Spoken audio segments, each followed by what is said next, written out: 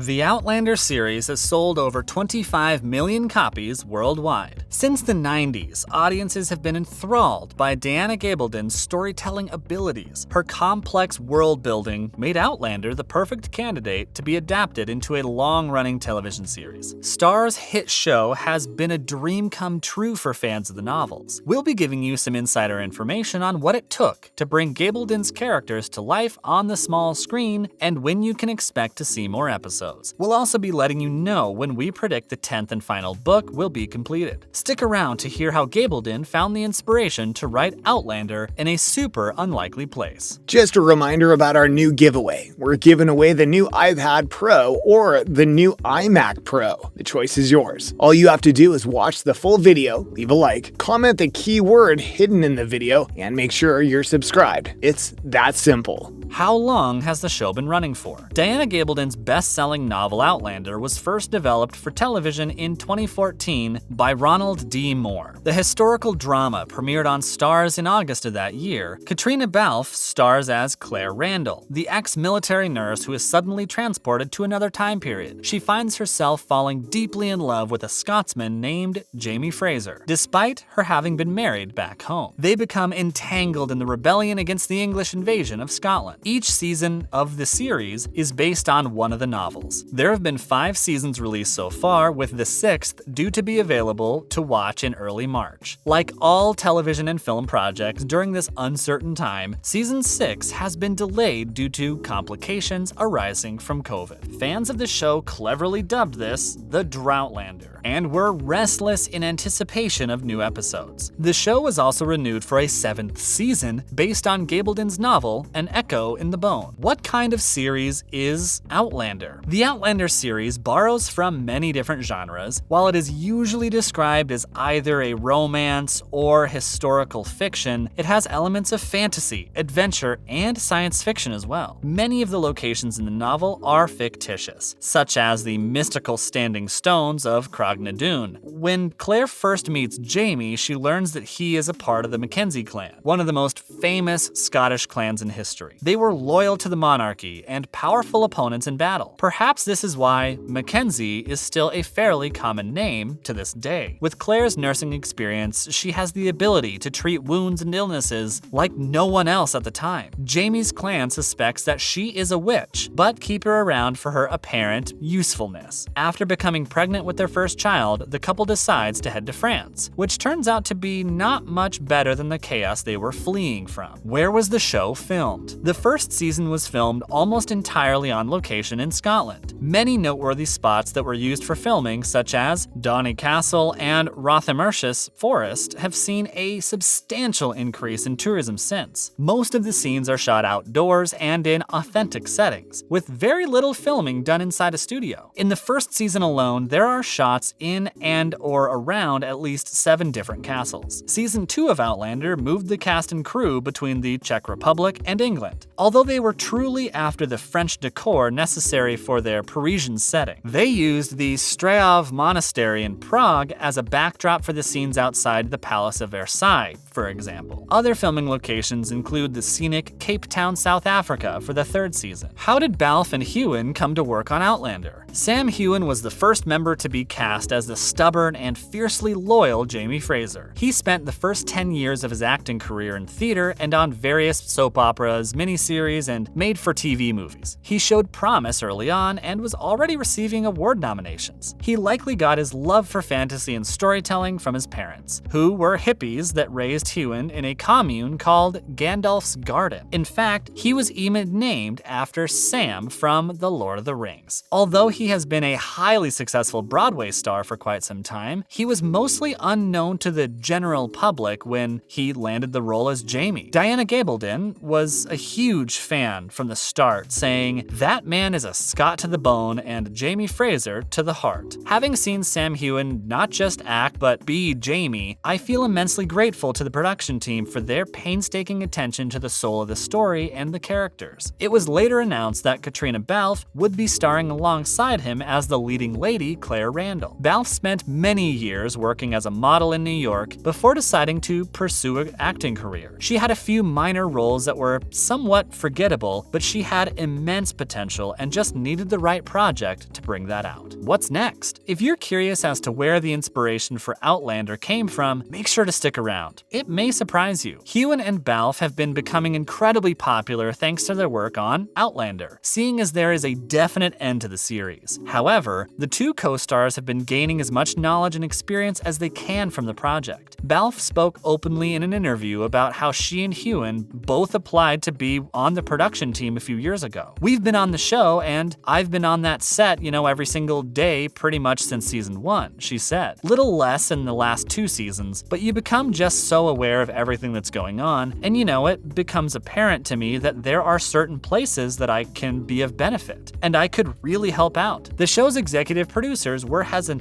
at first to take up the on-screen couple's offer. It later became evident that they were up to the task and have been credited as producers in the 5th and 6th seasons of Outlander. How long does it take Diana Gabaldon to write the books? Since the first copy was printed in 1991, Outlander has been the longest-running novel series in history. It's one of the most popular titles in the genre, especially amongst women, many of whom discovered the books when they were younger and have been eagerly awaiting each new installation as it's being written. Some have only stumbled upon the show and weren't even aware that it's based on a series of books. There are also many who, after seeing the series, have been buying up the novels like crazy to become more immersed in Gabaldon's world. Book 9, Go Tell the Bees That I'm Gone, hit store shelves back in November, only to have fans flying through it and wanting more. It takes many years for Gabaldon to complete a book, with the last one taking a total of 7 years to write. Seeing as Book 10 will be the final one, it's likely that she will take her time ensuring that we have proper closure. When will we be able to read Book 10? Book 9 in the Outlander series left us with a ton of questions. It may be true that there are a lot of loose ends to tie up, but it's possible that the conclusion of the series won't take as long to complete as previous works. Go Tell the Bees That I'm Gone took 7 years to write, which would mean that we'd potentially have to wait until 2028 for more content. The 10th and final novel in the series could be finished sooner though. Part of the reason why Go Tell the Bees That I'm Gone took so long to write was due to the increasing popularity of the show. Gabaldon has had to travel more for press appearances thanks to the success of Outlander. Another thing that fans should keep in mind is that she tends to work on multiple projects simultaneously. While some have a more methodical approach to their writing, Gabaldon prefers to let scenes and images of her characters come to her naturally. There is currently a prequel in the works that will be centered around Ellen and Brian, so we will likely have that to look forward to while waiting for Book 10. There have also been rumors of a spin-off series around Master Raymond. Where did the inspiration for Outlander come from? Diana Gabaldon hasn't always aspired to write novels. In fact, she has 3 degrees that have nothing at all to do with literature. With a bachelor's in zoology, a master's in marine biology, and a PhD in behavioral ecology, how did she end up becoming the author of the longest-running novel series in the world? She used her education to freelance and ended up writing software reviews and technical articles for the Walt Disney Company. She pushed herself to write as much as possible in order to get better at it and decided that she would write a book. The reason why she chose a genre that she was unfamiliar with was because it was more of a challenge. She was inspired to write Outlander by an episode of Doctor Who, which there is a 17-year-old boy from 18th century Scotland named Jamie McCrimmon. He was the blueprint for Jamie Fraser, who is much older than McCrimmon in the Outlander series, but they're both Scotsmen from the 1700s. While originally intending to be the main character of the series, Gabaldon decided that his love interest, Claire, would be a much more interesting main protagonist. Thanks so much for watching this video. See you next time.